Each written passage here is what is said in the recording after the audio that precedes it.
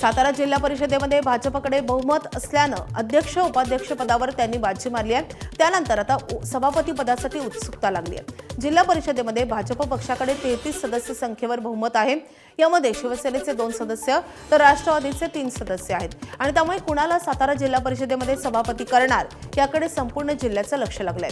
फोडून घेतलेल्या मित्रपक्षाच्या सदस्यांची वर्णी सभापती पदावर लागणार का की पुन्हा एकदा साताऱ्यामध्ये सभापती पदावरून देखील राडा पाहायला मिळणार हे पाहणं महत्त्वाचं असेल। वरिष्ठ नेते मंडळी कसा मेळ घालणार हे पाहणंही महत्त्वाचं असेल।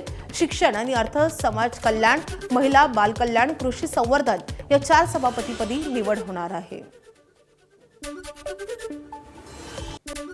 सातारा जिल्हा परिषद अध्यक्ष आणि उपाध्यक्ष पदाच्या निवडीवेळी अपहरण प्रकरणात अटकेत असलेल्या झडपी सदस्य अनिल देसाई आणि संदीप मांडवे यांना जामीन मंजूर झालाय। महाबळेश्वर न्यायालयानं त्यांना प्रत्येकी 50,000 रुपयांचा वैयक्तिक जामीन आणि तितक्याच रकमेचा हमीदार देण्याच्या अटीवर पोलिसांना तत्काळ मुक्त करण्याचे आदेश दिलेत। तसंच न्यायालयानं पोलिसांच्या कारभारावर ताशेरे ओढत या प्रकरणाच्या सातारा स्थानिक गुन्हे शाखेच्या तपास अधिकाऱ्याला कारणे दाखवा नोटीस बजावण्याचे आदेश दिलेत। या प्रकरणात ज्यांचं अपहरण झालं होतं ते बापूसाहेब शिंदे यांनी सातारा स्थानिक गुन्हे शाखेमध्ये हजर राहून माझं अपहरण झालं नसल्याचा जबाब नोंदवलेला होता आणि यामुळे आता सातारा पोलीस कारणे दाखवा नोटीसचं उत्तर नेमकं काय देणार हे पाहणंही महत्त्वाचं असेल। तर भंडाऱ्यात ठिकठिकाणी पेट्रोल डिझेलसाठी रात्री नागरिकांनी मोठी गर्दी केली होती। वाहनांच्या लांबच लांब रांगा आणि प्लास्टिक कॅनमध्ये नागरिक पेट्रोल भरून नेत असल्याचं भीषण चित्र समोर आलंय। वाहन चालक बेकायदेशीरपणे पेट्रोलचा साठा करतायत। जिल्ह्यातील मोहाडी येथील एका पेट्रोल पंपावर नायब तहसीलदार रात्री याची तपासणी करायला आल्या होत्या। त्यावेळी पंपधारकांना त्यांच्याशी हुज्जत घातली आहे। यावर नायब तहसीलदारांनी त्यांनी पेट्रोल पंप चालकाला चांगलेच खडेबोल सुनावलेत। त्याचा व्हिडिओ आता समाज माध्यमांवर व्हायरल होत आहे। भंडारा जिल्ह्यात पेट्रोल आणि डिझेलचा मुबलक साठा आहे। कोणीही अफवांवर विश्वास ठेवू नका असं आवाहन जिल्हा प्रशासनानं केलंय।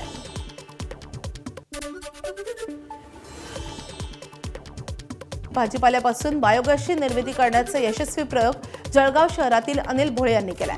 त्यांना रोज लागणाऱ्या 40 जणांच्या स्वयंपाकाच्या गॅसची निर्मिती ते करतायत। सध्या युद्धजन्य परिस्थितीमुळे देशभरात गॅसचं संकट उभं असताना हा प्रयोग चर्चेचा विषय ठरलाय।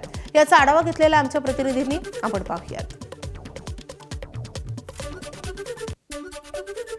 म्हणजे 20 वर्षापूर्वी मला अशी समस्या होती की जे अन्न उरतं त्याचं काय करायचं बुवा। मग असंच विचार करत असताना यूट्यूबवर सर्च केलं मी की वेस्टेजपासून काय बनवू शकतं, गॅस निर्मिती होऊ शकते का। म्हणून मग मी तो गॅस निर्मितीचा डोक्यात आलं आणि हा प्लॅन सक्सेस केला। त्याच्यापासून आता माझं 30 ते 35 जणांचं जेवण होऊन जातं त्याच्यावरती। आणि आता जो आपल्याला गॅस टंचाई जाणवते मला तर त्याचं काही जास्त म्हणजे हे होत नाही, फरक पडत नाही आहे। कारण माझं याच्यावरती बरंचसं अन्न तयार होऊन जातं आहे। मेसचं 30-35 जणांचं जेवण तयार होऊन जातं आहे। वेळेत पुढच्या महत्त्वाच्या बातमीकडे। पंतप्रधान नरेंद्र मोदींची महत्त्वाकांक्षी योजना हर घर नल हर घर जल घोषणा मोठी आहे आणि गाजावाजाही तितकाच मोठा। पण भंडारा जिल्ह्यात या योजनेचा पुरता बोजवारा उडालाय।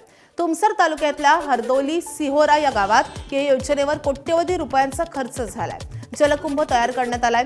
गावात सुमारे 500 घरात नळ जोडणी झाली आहे, पण ते फक्त शोभेची वस्तू बनलेत। गेल्या 3 वर्षांपासून या नळांमधून पाण्याचा एक थेंबही आलेला नाहीये। प्रशासकीय अनास्था आणि तांत्रिक दोषांमुळे महिलांना आजही पाण्यासाठी वणवण करावी लागते। आपल्यासोबत काही नागरिक आहेत, या गावचे माजी सरपंच आहेत। आपण त्यांच्याकडनं जाणून घेऊ काय नेमकं हे प्रकरण आहे। माझ्याच कार्यकाळात या टाकीचा आणि या नळ योजनेचा काम सुरू झाला होता। नळ योजनेचा काम सुरू होत असताना सर्वप्रथम आम्ही करकापूर या ठिकाणी बोरवेल मारण्यात आली।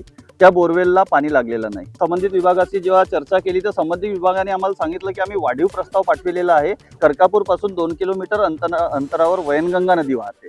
वैनगंगेच्या पात्रामध्ये आम्ही तुम्हाला पाण्याचा स्रोत देऊ, पण या गोष्टीला 3 वर्ष झालेले आहेत। व या 3 वर्षात या नळांना पाण्याचा एक थेंबही पाणी आलेला नाही आहे। गावामध्ये आता सध्या दुष्काळजन्य परिस्थिती आहे।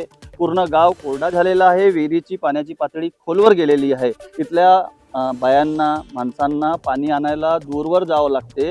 100 मीटर 200 मीटरवर बोरवेलवरून इथल्या बाया चंबूने डोक्यावर घागर घेऊन पाणी आणून राहिले। या पाणी टाकी 2-3 वर्षांपासून बंद आहे। सध्या पाणी येत नाही। विहिरी सर्व कोरड्यात 2-2, 3-3 बोरवेल खोदला पण पाणी काही लागलं नाही। मागे वाढीव याच्यात आम्ही ॲप्लिकेशन दिला होता, होईल त्याच्यानं काही केलं नाही त्यांना. प्रशांत देसाई, ABP माझा, हरदोली, भंडारा. हे नळा आमच्या 2 वर्ष झाला जोडला आहे तर पण काही पाणी येऊन नाही राहिला. आम्ही दूरच्या पाणी आणून तर त्याचीच आम्हाला तकलीफ आहे. काही होऊन नाही राहिली आहेत ना. हे रोडा बी फोडला आहे तर त्याची बी काही सुविधा केला नाही आहे. ABP माझा, उघडा डोळे बघा नीट.